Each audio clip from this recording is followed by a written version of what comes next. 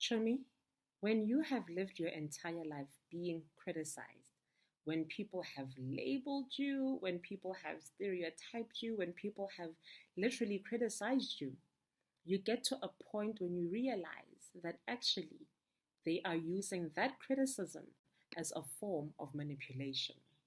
Why? They're looking for a reaction from you.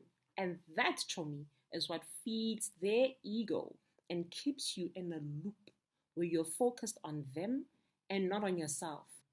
Because now you go out of your way to prove them wrong.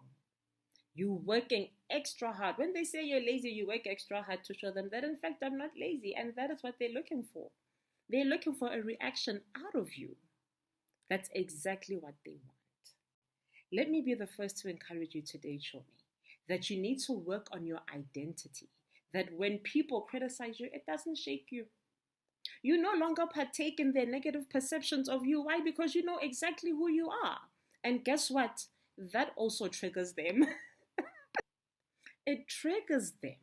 And then they begin to elevate their manipulation. Their manipulation, don't forget, it's their criticism, right? But now they disguise it as concern. Hey, are you okay? Hey, where are you? Ooh, I miss you. Oh, please. You are breadcrumbing me. You are breadcrumbing me, but let me be the first to tell you that that is actually a monitoring spirit that they are trying to use to decipher how are you moving. Because before they could manipulate you and get a reaction out of you and they would be satisfied with that. Now they no longer get the reaction. So what do? They come around trying to disguise that same manipulation as concern. And then they start to breadcrumb you. But what they're actually doing is monitoring you to try to control you even more.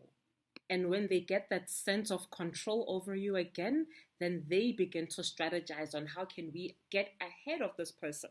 Because now you're moving differently and all they want to do is block you. They want to block you and they want to control you. Just keep that in mind. Because when you learn boundaries, you begin to learn that no, man, access here, it's denied. Because you start seeing how they're moving and that's not how you want to move. So why would you align yourself with people that move that way? You don't.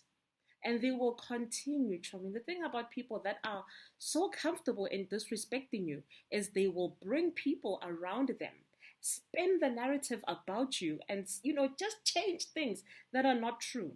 If you do encounter them and they give you this false concern, they'll go back to the very people that they're trying to change the perception of you about. And they'll say, no, man, I saw her. Yes, I spoke to her. Don't worry about her. She's not doing well. Yes, I spoke to her. Don't worry about her. She's not doing well. Hey, man, she's just pretending to be okay. But she's just, acting as though she's okay.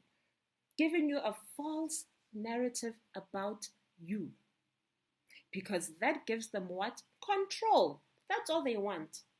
They want to be able to control you. And if they can't, then they'll try to control the narrative over how people see you.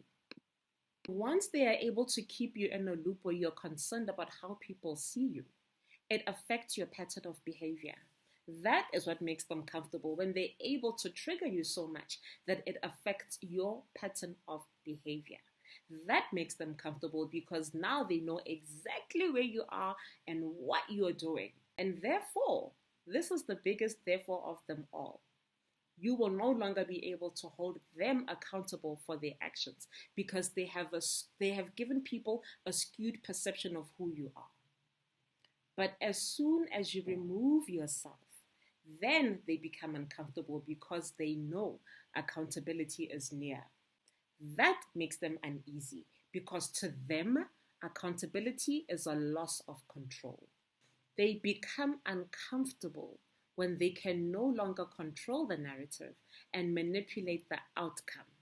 And that is when they are being held accountable. That's why they go out of their way to try to silence you. Your silence is their control. But you must learn to use your silence as your weapon. When you're being silent and you're moving in a way that people cannot even decipher how you're moving, that's the time you use to gather your tools, gather your resources, and that knowledge of how they move is your power over the situation. Sit back long enough and silent enough to know the strategies that people use over your life to try to control you and get a reaction out of you, simply because they are trying to escape accountability. These people love attention. They will always call others to come and spectate how they have control over you, not knowing that when you were silent, you were gathering your knowledge. And that knowledge will cause you to rise in a way that is unrecognizable to them. Because in your silence, you gathered your tools and knowledge on how to outstrategize them.